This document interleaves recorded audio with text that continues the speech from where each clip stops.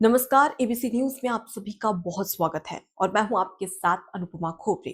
नेता प्रतिपक्ष रायबरेली से सांसद और कांग्रेस के दिग्गज नेता राहुल गांधी हाल ही में राजधानी दिल्ली पहुंचते हैं और वहां पर वो रन फॉर अंबेडकर और रन फॉर कॉन्स्टिट्यूशन मैराथन 2026 का आगाज करते हैं, मतलब कि शुरुआत करते हैं।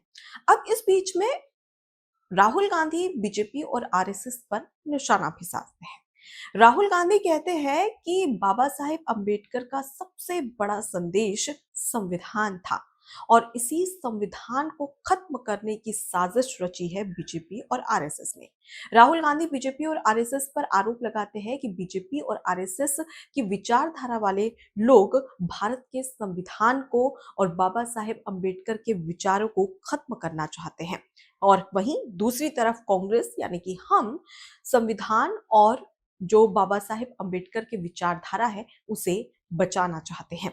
इस बीच में उन्होंने बीजेपी और आरएसएस पर निशाना साधते हुए ये कहा कि बीजेपी और आरएसएस के लोग कभी भी आप लोगों को बराबरी का हक नहीं देना चाहते, मतलब कि जो देश की जनता है उसे बराबरी का अधिकार नहीं देना चाहते हैं बीजेपी और आरएसएस। ये गंभीर आरोप राहुल गांधी लगाते हुए नजर आए। अब इस बीच में सवाल ये खड़ा होता है कि आपको याद होगा 2024 का लोकसभा चुनाव। जब लोकसभा चुनाव हो रहा था तो उस समय राहुल गांधी संविधान की एक प्रति लेकर तमाम जो राज्य थे वहां पर पहुंचते हैं, बड़ी बड़ी जनसभाएं रैलियां करते हैं। उस दौरान वो उनका मकसद सिर्फ एक ही होता है, और वो मकसद क्या होता है?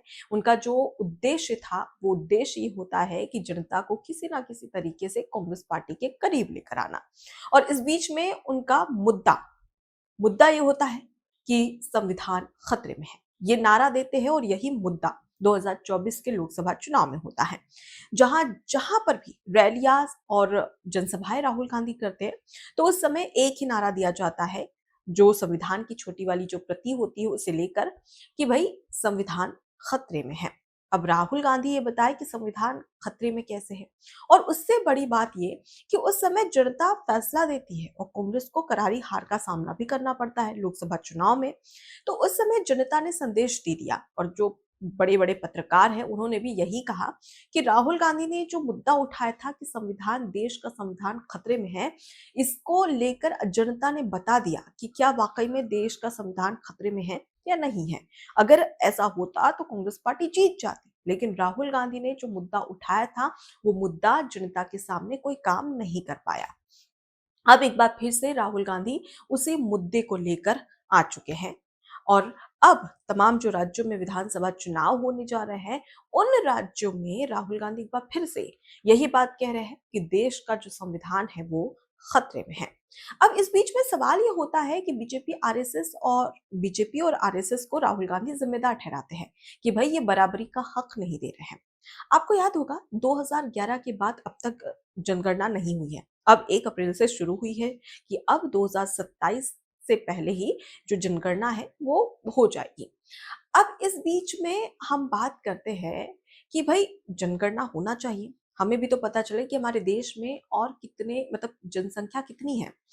अब इस बीच में राहुल गांधी एक और बड़ी बात कहते हैं कि भाई जनगणना होनी चाहिए, लेकिन उसके साथ ही जातिगत जनगणना भी होनी चाहिए। क्यों? क्यों राहुल गांधी बांटना चाहते हैं? आपको याद होगा कि जो ब्रिटिश होते थे, जो अंग्रेज होते थे, उनकी एक ही रणनीति रहती थी, फूट डालो और राज करो। और यही रणनीति अब राहुल गांधी भी अपनाते हुए नजर आ रहे हैं। एक तरफ बीजेपी और खास तौर पर आरएसएस प्रमुख मोहन भागवत ये कहते हैं कि क्या दलित, क्या यादव, क्या ब्राह्मण, हम सब हिंदू हैं, हम सब सनातनी हैं, हमें बस ये याद रखना चाहिए। लेकिन वहीं दूसरी तरफ राहुल गांधी ये कहते हैं कि भाई जातिगत जनगणना तो होनी चाहिए, पता होना चाहिए कि किस जाति के कितने लोग हैं, ताकि उन्हें अपनी ताकत का एहसास हो सके। जितनी ज्यादा संख्या भारी उतनी ज्यादा हिस्सेदारी, इस तरीके की बातें राहुल गांधी कहते हुए नजर आए थे। अब सवाल ये उठता है कि सब बराबरी के अधिकार की बात क्या लोग जाति में बंटकर करेंगे? अगर एक गरीब है और एक अमीर है तो उसमें जो अंतर है उसे खत्म करने की कोशिश करना चाहिए, ना कि उसे ये बताना कि भाई तू इस जाति से है और तू इस जाति से है, ताकि जो लोग हैं उनमें जाति के तहत फूट डाली जा सके और ये तमाम जो कांग्रेसी नेता है वो अपनी राजनीतिक रोटियां सीख सके। इसी मकसद से राहुल गांधी लगातार कहते रहे कि भाई जातिगत जनगणना तो होनी ही चाहिए। इस पर बवाल भी मचा। वहीं देश के प्रधानमंत्री नरेंद्र मोदी ने कहा कि इस देश में सिर्फ दो ही जातियां हैं, एक अमीर और एक गरीब, और इसी को खत्म करने की कोशिश करना होगा और सबको बराबर लेकर आना होगा। ये मुद्दा होता है। लेकिन वहीं राहुल गांधी कहते हैं कि नहीं भाई, यादवों को पता होना चाहिए कि उनकी जनसंख्या कितनी है, या फिर हम बात करें दलितों की, तो तमाम ऐसे मुद्दे उन्होंने उठाए थे। अब इस बीच में एक बार फिर से वो विधानसभा चुनाव करीब आते आते इसी तरीके की जो बातें हैं वो करते हुए नजर आ रहे हैं। अब सबसे बड़ी बात कि देश का संविधान और भारत का लोकतंत्र, जिसे बदनाम करते हैं राहुल गांधी विदेशी धरा पर जाकर। आपको बता दें कि कुछ समय पहले राहुल गांधी यूनाइटेड किंगडम गए, जर्मनी गए, उसके साथ ही कोलंबिया गए। अब यहाँ पर उन्होंने विदेशी मंच पर भारत के लिए क्या कहा। अक्सर यही होता है कि जब भी हमारे देश का कोई व्यक्ति बाहर जाता है तो वो हमारे देश की, अपने देश की तारीफ ही करता है। लेकिन वहीं पर राहुल गांधी वहां पर भी अपने देश की कमियां निकालने पहुंच जाते हैं। आपको बता दें कि जब जर्मनी राहुल गांधी पहुंचे थे तो उस दौरान राहुल गांधी जर्मनी के मंच पर ही कहते हैं कि जो भारत का लोकतंत्र है, जो संविधान है, वो खतरे में है। देश का दुनिया का सबसे बड़ा लोकतांत्रिक देश भारत को कहा जाता है। दूसरी बड़ी बात कि भारत, जिसकी अर्थव्यवस्था चौथे नंबर पर पहुंच चुकी है, मतलब कि दुनिया की सबसे बड़ी अर्थव्यवस्थाओं वाले देशों में भारत चौथे नंबर पर है। कहा जा रहा है कि धीरे धीरे 2028 तक हम तीसरे नंबर पर पहुंच जाएंगे। तो मतलब साफ है कि भारत देश प्रगति कर रहा है। लेकिन राहुल गांधी वहां जाकर क्या कहते हैं कि लोकतंत्र खतरे में है। दूसरी बात ये कहते हैं कि अर्थव्यवस्था, भारत की अर्थव्यवस्था मर चुकी है। इस तरीके की बातें राहुल गांधी खुद ये कहते हैं। तो जरा सोचिए कि जिन चीजों को लेकर पूरे देश में भारत की बात होती है कि भाई सबसे बड़ा लोकतांत्रिक देश है, अर्थव्यवस्था पूरी दुनिया में चौथे नंबर पर भारत देश की है, और वहीं पर जाकर आप विदेशी धरा पर ये कहते हैं कि अर्थव्यवस्था जो कि लचर अर्थव्यवस्था है, और उसके साथ ही दूसरी बात ये कहते हैं कि जो लोकतंत्र है वो खतरे में है। अब इसके बाद में राहुल गांधी सिर्फ जर्मनी नहीं बल्कि यूनाइटेड किंगडम में भी इसी तरीके की बात कहते नजर आए थे, और कोलंबिया में भी उन्होंने इसी तरीके की बात कही थी। तो इससे समझ में आता है कि एक तरफ जब लोकसभा का सत्र चल रहा था, उस समय भी राहुल गांधी ने कहा कि भारत देश को बेच दिया है प्रधानमंत्री नरेंद्र मोदी ने। अमेरिका और भारत के बीच में जो ट्रेड डील हुई थी उसको लेकर भी राहुल गांधी लगातार मोदी सरकार पर निशाना साध रहे थे। ये समझ में आता है, विपक्ष का काम होता है कि सरकार को क्रिटिसाइज करना, ये समझ में आता है। लेकिन उस बीच में देश को लेकर कम आंकना या कम तर देखना, वो कहीं ना कहीं बर्दाश्त नहीं हो सकता। राहुल गांधी ये कहते हैं कि भाई भारत देश को प्रधानमंत्री नरेंद्र मोदी ने बेच दिया है। अब क्या किसी पार्टी में और क्या किसी राजनेता में इतनी ताकत हो सकती है कि वो दुनिया के सबसे बड़े लोकतांत्रिक देश और चौथी सबसे बड़ी अर्थव्यवस्था दुनिया की, उस देश को बेच सकते हैं? जरा ये तमाम जो चीजें हैं वो कहीं ना कहीं राहुल गांधी पर भी सवाल खड़ा करता है। राहुल गांधी को लेकर ये समझ में आता है कि भाई आप पीएम मोदी की को क्रिटिसाइज करिए, विपक्ष का ये भी काम होता है। आप बीजेपी को भी क्रिटिसाइज करिए, समझ में आता है।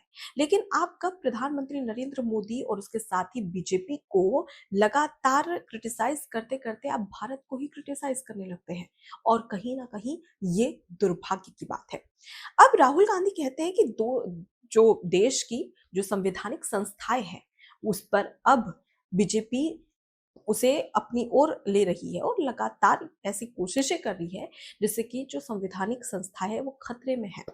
अब ये बताए राहुल गांधी ने प्रधानमंत्री नरेंद्र मोदी को लेकर एक बयान दिया था महाराष्ट्र में एक जनसभा को संबोधित करने के दौरान, जिसमें राहुल गांधी ने ये कहा था कि जो हर जो मोदी सरनेम को लेकर कहा था कि हर जो भी मोदी सरनेम वाला होता है वो आखिर चोर क्यों होता है। नीरव मोदी, ललित मोदी, इन भगोड़ों के नाम लिए थे, और उसके साथ ही उन्होंने प्रधानमंत्री नरेंद्र मोदी को लेकर इस सरनेम पर टिप्पणी की थी, जिसके बाद में राहुल गांधी जेल जा सकते थे।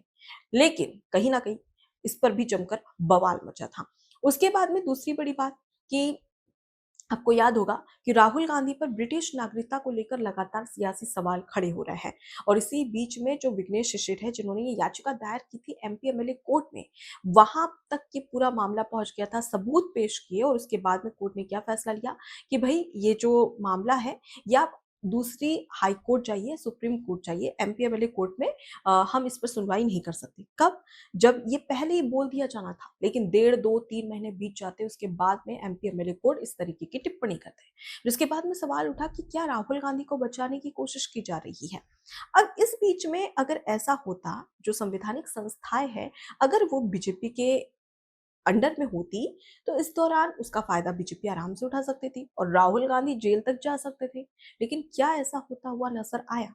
तो राहुल गांधी किस बलबूते पर देश के संविधान को, देश के लोकतंत्र को और उसके साथ ही जो सरकार है, केंद्र सरकार है, उसे क्रिटिसाइज कर रहे हैं? यहाँ पर ये सबसे बड़ा सवाल होता है।